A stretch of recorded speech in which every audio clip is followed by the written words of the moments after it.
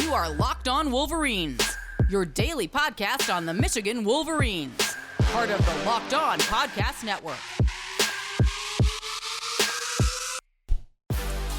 Happy Monday. That's right, it's a Monday, and we are doing it because we are in the season, essentially. Locked On Wolverines podcast, part of the Locked On Podcast Network, where it is your team every day. Hope to make that continually true. Once again, I'm your man on the ground, Isaiah Hole, publisher of Wolverines Wire through USA Today Sports Media Group. And lots to get to. I'm hoping I can figure out how to get it all kind of packed in. We had a media availability on Sunday. Yes, I got a message from someone saying, "Hey, you think that Sunday podcast is going to happen?" Because I teased maybe we can do it. No, it's too exhausted. Too exhausted from my day trip to Canada on Saturday. Yes, I claimed it for the United States, at least Ontario. A big thanks yet again to the Wolverines' Chris Ballas, who rode up with me, and I always have a blast with, as well as Canada Mike, Danielle, Brittany Whitcraft, and Jen Fletcher, and everyone else involved in the incredible pool party we had up there. But way too exhausted because got back, woke up, didn't go to church.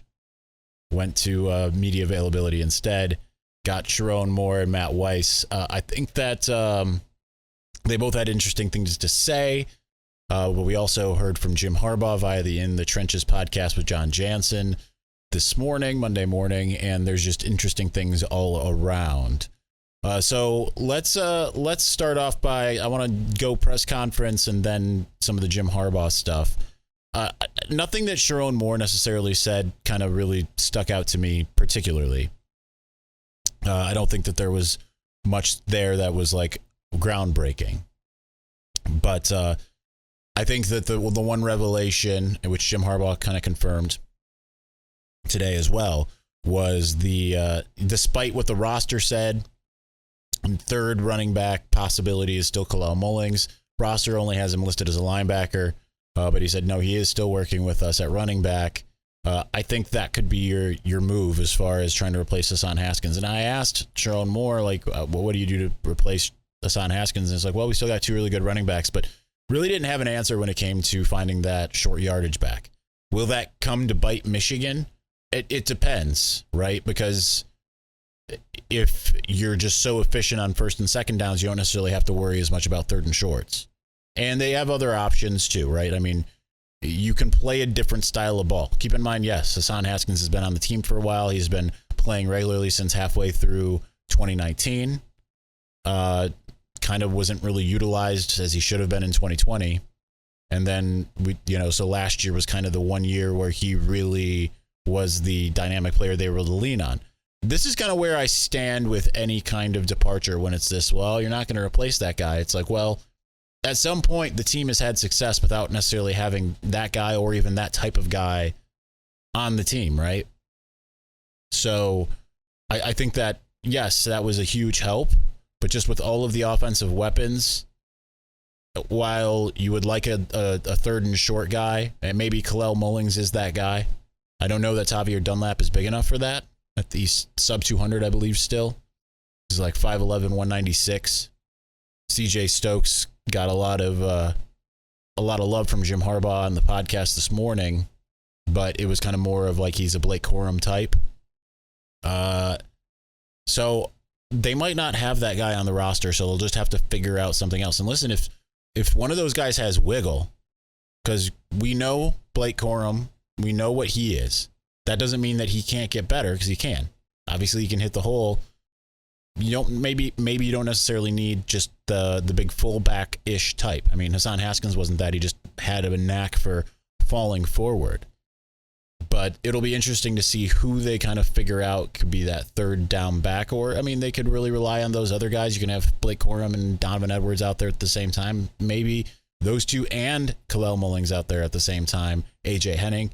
And then it just gives defenses way too much to think about. You can do something different. But it would be nice if they could find a type of player like Hassan, in the sense where It's this idea of we're going to run it at you right up the middle and you're not going to be able to stop it. That was old school smash mouth Michigan football last year in that sense. I remember my late Uncle Mike, a big reason along with my grandfather why I cared or participated in any kind of college football, anything, and as well as my Uncle Donnie, but he's not a Michigan guy. He's from the Tampa, Florida area, so he's a Gators fan. But they're the reasons why I'm into college football anyway. But what I'm trying to say is here, my Uncle Mike used to always say, especially when it wasn't working, it was like Michigan was very antiquated when it came to the idea of, we're Michigan, we're going to run, there's nothing you can do about it. And at times there were teams that were like, yeah, no, we know what to do about it. And he was saying that in like the mid 2000s. Yeah, Mike Hart was really good, but sometimes they'd run into a brick wall and Michigan be like, well, we're still going to run at you. And other teams would be like, yeah, good luck. Michigan actually kind of was old school Michigan in that light last year, where it's like, especially against Ohio State, we're going to run at you and there's nothing you can do about it. And they were like, right this way, gentlemen. So it'll be interesting to see what they find as far as that's concerned. But from Sherrone, I don't think we got necessarily anything that was groundbreaking. Just kind of, yeah, he's got more responsibilities on his plate. It's, they're running essentially the same offense, not terribly concerned about the Gaddis departure, obviously, not floundering in that sense, working really well together. But that brings me to kind of Matt Weiss, who had a lot of really interesting things to say. And the first thing was about how is this working with Sherrone as being co-offensive coordinators? And he's like, well, this is the kind of the genius of Jim Harbaugh. You get two for the price of one here. And other teams have one, and we've got two. Now, that's nothing new in Ann Arbor, right? Because we saw that with, and I talked about this last week, the Tim Drevno, Jed Fish. That was... Yes, Tim Drevno was considered the offensive coordinator. Jed Fish was considered the pass game coordinator. But if you went and watched, and Fish was gone by this point and was Pep Hamilton, but if you went and watched All or Nothing on Amazon, you could kind of see that it wasn't just the one guy calling the plays. And listen, it didn't really work that year. But that's, the 2 years before it was fine. I expect it to be a lot more like...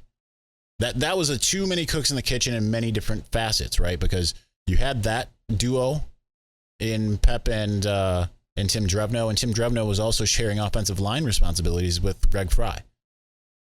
So that was just, I felt like a lot of meddling, and I think in this kind of case, you have everyone pulling in the same direction, and that's certainly what the types of things that Matt Weiss was talking about and Sherrone Moore was talking about. You just have a situation where everyone kind of has the same vision. It all comes from Jim Harbaugh, and there's no kind of infighting, no kind of, well, if we do it things this way. I think that's really important. So I do want to get to what I think was the most prominent thing that Matt Weiss said. I want to get to that here in a moment, though. And then we'll move on to some Jim Harbaugh stuff, because there's some really interesting things that he had to say. We won't be able to get to all of it, but we will get to some of it, the things that I think were most pertinent. But listen, as you gear up for fall, you need the right people on your team to help your small business fire on all cylinders. LinkedIn Jobs is here to make it easier to find the people you want to talk to faster and for free. Create a free job post in minutes on LinkedIn Jobs to reach your network and beyond to the world's largest professional network of over 810 million people. Then add your job and add the purple hashtag hiring frame to your LinkedIn profile to spread the word that you're hiring, so your network can help you find the right people to hire. Simple tools like screening questions make it easy to focus on candidates with just the right skills and experience, so you can quickly prioritize who you'd like to interview and hire. Why small businesses rank LinkedIn Jobs #1 in delivering quality hires versus leading competitors. LinkedIn Jobs helps you find the candidates you want to talk to faster. Did you know that every week nearly 40 million job seekers visit LinkedIn? Post your job for free at linkedin.com/lockedoncollege. That's linkedin.com/lockedoncollege to post your job for free. Terms and conditions do apply.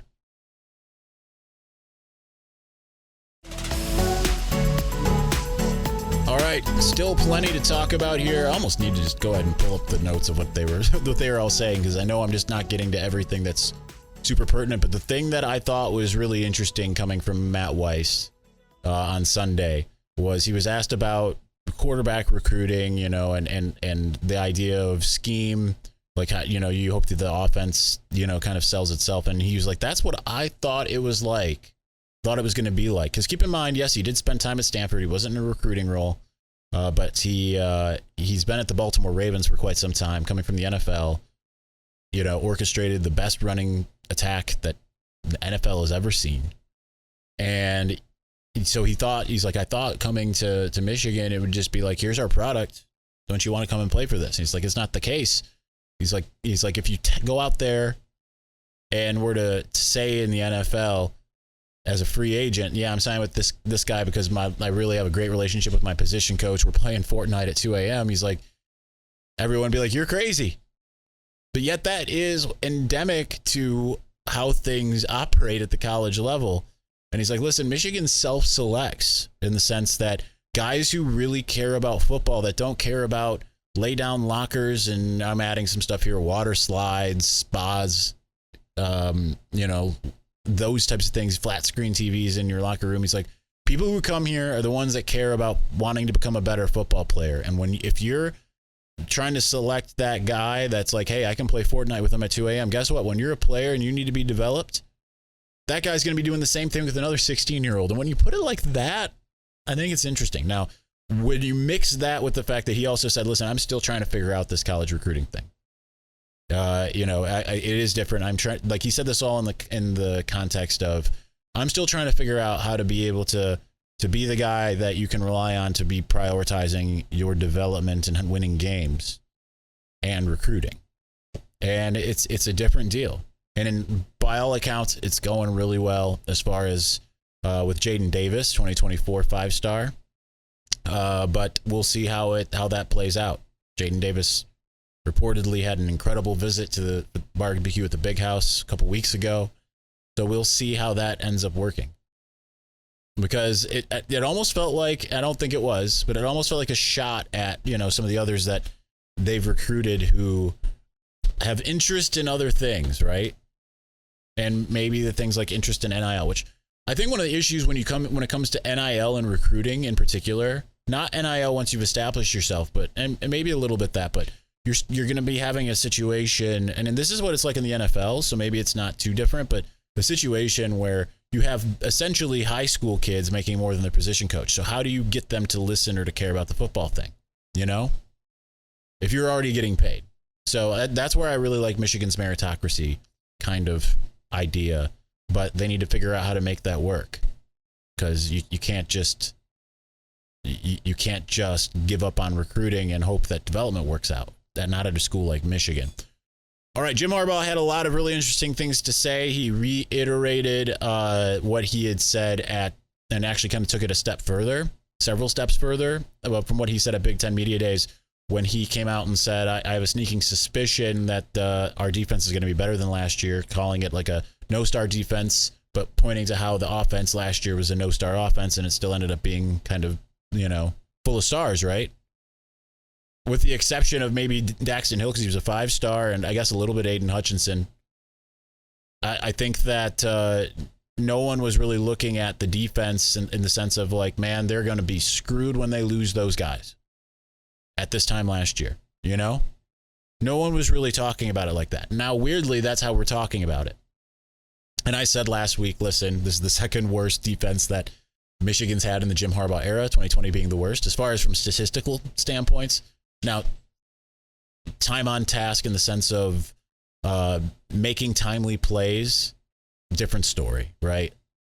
Like some of those other ones, they made a play at a right time, then things would go different. This one was like made the right play at the right time. Nebraska, I think, is a pretty good evidence of that.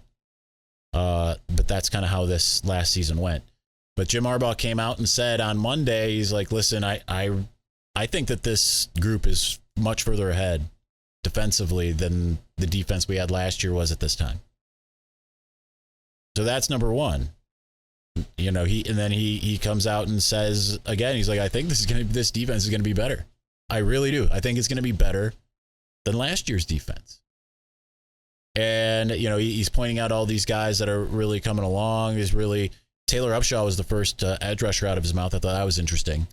Mike Morris, Braden McGregor, also mentioned TJ Guy, Keyshawn Bennett.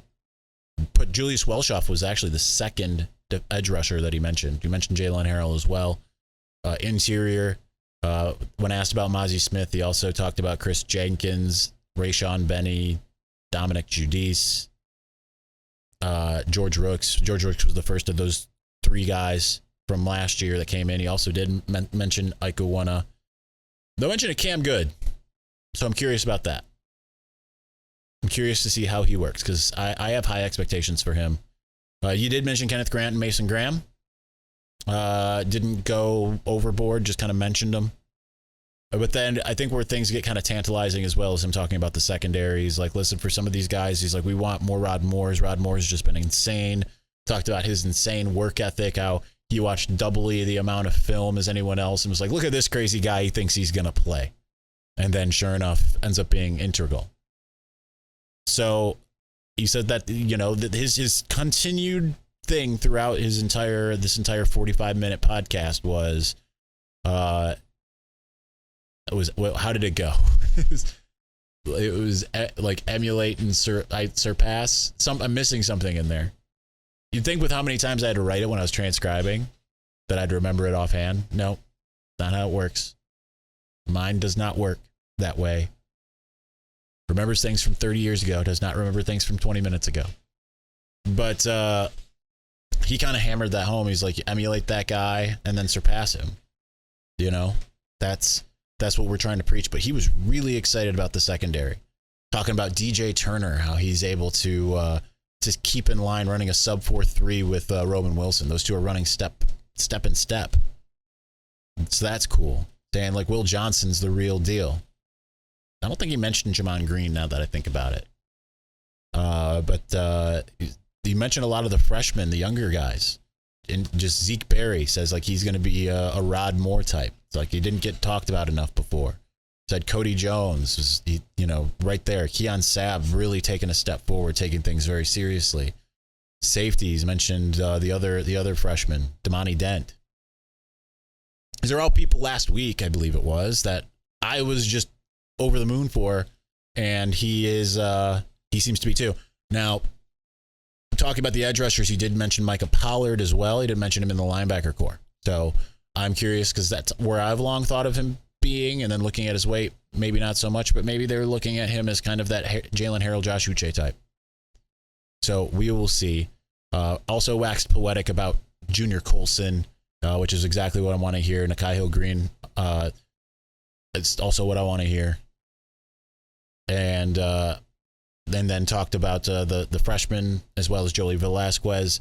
Talked about Michael Barrett, notably absent for me. And again, this is why he says he doesn't like comparisons and stuff, because I noticed who he didn't mention, and I don't remember him mentioning Jaden Hood. And he's the guy that I really want to hear about, because second year, ready to hear that guy really taking a big step forward. All right, we'll get to Jim Harbaugh on the offensive side of the ball. My reactions to what he had to say, I'm not going to put it on here. I'm just going to we'll just discuss it, let you go out and do the in the trenches thing yourself. I think it is well worth the listen. Jon Jansen does an incredible job. He's my guy.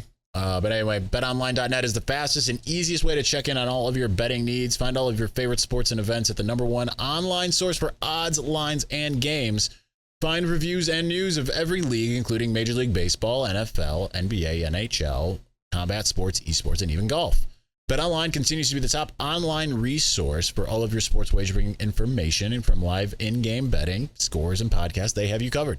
Head to BetOnline today or use your mobile device to learn more about the action happening today. BetOnline, where the game starts.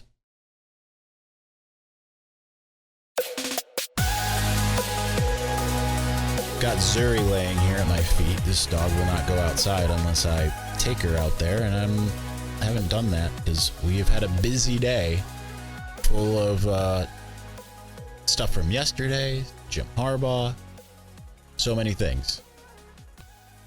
So to get back to the running back stuff, Jim Harbaugh also kind of confirmed the Kalel Mullings stuff. I do want to pull up what he said just to kind of make sure that I have that right. He did spend a lot of time on both sides of the ball. It was one of those things like you always get where he's just kind of listing everybody. By the way, I forgot to mention Mike Sainris still on the defensive side. He said, don't be surprised if Mikey's a captain. He's like at 80% reps on defense, but doesn't miss a beat when he goes over to offense. That's exciting. Kind of sounds like he's on track to potentially start. And if he earns that job over Jamon Green, that's pretty incredible. I think it will be a platoon situation, but that's just me. I really do. All right, so getting over to the offensive side, we'll start with the running backs because I want to, because we started earlier with that. So here's what he had to say. Here's what he had to say about Tavier Dunlap. I'm not going to talk about Blake Corum and Donovan Edwards. I think those are kind of known commodities for us, so I don't think anyone really cares to be like, yeah, the good guys are doing really good. Okay, cool. We know where they are. Tavier Dunlap, he says, I think he's going to be really good, and he seems to have really locked in serious approach heading into this camp. Excited about that. Okay, cool. Then, like I mentioned, the CJ Stokes stuff before, he said, you talk about a young guy that does not appear to be a freshman. I can tell you a couple great stories of his play. It reminds you a lot of Blake Corum as a runner and his back. Very, very good. It reminds you of Blake, too, in the way he's serious of how he approaches the game. He's locked in at all times. So he told a story that I thought was very much like, if you want to get on Jim Harbaugh's great side, if you want him to love you forever, you have to do exactly what CJ Stokes did. And he told a story about how, the freshmen have the bridge program that goes on during fall camp. So they're still taking summer classes, and sometimes they have to miss some time. So they had a situation where they had to go to class and they missed like the first 45 minutes of training camp, fall camp that day. They come in, they still have an hour and a half left of which they can participate, but they have to do their stretching and have to get taped up and everything. So the 10 guys that weren't mid-years, they all go to do that class, and they come back, and CJ's like running out in the field, and they're like, well, what are you doing? You got to get taped up. And he's like, I already got taped up. I got taped up before I went to class. No one told him to do it. It was just something that came into his mind. And talk about finding ways to ingratiate yourself to Jim Harbaugh. That is like bench Mason type stuff right there, right? He went to class all taped up, all ready to go because he didn't want to miss any more time out of fall camp, training camp than he had to. That is epic stuff. That is hilarious. So you told another story, really kind of didn't matter, but that was that. So I think that's really interesting. So we'll talk briefly about the thing that I think everyone wants to know about is how the quarterback battle's going. It's going basically, according to him, exactly as I kind of thought it would. According to what he's saying publicly, at least. And that's, as soon as one guy starts to pull ahead, then the other seemingly pulls ahead of him. Yada, yada, yada. It's like normally, we'd want to have a decision like 8 practices in. They've got 4 down so far. But he's like, no, you know what? It could go the distance, and kind of alluded to, but didn't say, hey, it could go into the season. I don't really have a problem with that given what the schedule is. But he's like, yeah, sometimes even in the same practice, one guy pulls ahead of the others. Like you think like, oh, that guy's pulling away, and then suddenly the other guy comes out and is incredible. Now, that said, I do think that a lot of that is hyperbole. To be honest, I do think that's hyperbole. But nonetheless, with that in mind, talking about J.J. McCarthy in particular, first, I got the impression from Matt Weiss, just the way he talked about Cade. And then he did say, and people are salivating over this and salivating over the video that Michigan posted of J.J. to Roman Wilson. But I think this is actually kind of a sign that in Matt Weiss's eyes, maybe it's still Cade. He talked a lot more of Cade as the starter and then said, like, J.J. is going to be really, really good here when his time comes. It just did the way it felt to me, the way he was saying it, and this is maybe reading too much into it, was his time isn't yet. But we'll see, right? Still plenty of time. There's still almost a month, right, to get all this figured out. 26 days from right now. But you have that. But Jim Harbaugh talking about J.J. McCarthy. I feel like he had something. I don't. Maybe I'm forgetting it. Maybe I'm making it up. I'm looking for the quote. I don't think there's a quote there. I think I'm making it up. But just like he said, iron sharpens iron. It's that situation, which is exactly what you want in this situation. 2 guys making each other better. Having kind of a veritable arms race. That's what you want in this situation. Now, last thing that I want to cover when it comes to Jim Harbaugh is we talked about a lot of these other things. Offensive line, he talked about yada, yada. Talked about tight ends, yada, yada, yada. The thing I probably care about the most, even though I'm the one who was asking questions about the third running back yesterday, I didn't You know, I think I asked a question about the freshman receivers as well. But talking about the receivers. And he's talking about how Ronnie Bell, how he's starting to do those things. And he'd like clear those mental hurdles. Said he finally saw him go up and get a ball and come down with it with a defensive back draped on him. And just being able to do that successfully, that's like a sigh of relief for him. And he said like that was the happiest I've seen him so far in a year. Again, not getting into much specificity when it comes to the three freshmen, just kind of this, they're very good. Said the difference between now and spring, it's every day now. It's every day. It's not that spring where you get every day in between or 2 days sometimes. Makes sense when he says it. When I write it and read it, doesn't. Where you get to watch your tape and really study the installs. Now they're coming like they're going to come in the season. It's every day. Okay, so that's fine. He said still there's a few mistakes for being made. It's early in camp. Prediction is all three of them will play and contribute as freshmen. They're right on track. He also said Cornelius Johnson, outstanding. A.J. Henning, outstanding. Andrew Anthony, outstanding. He also talked about Roman Wilson, which I had already mentioned.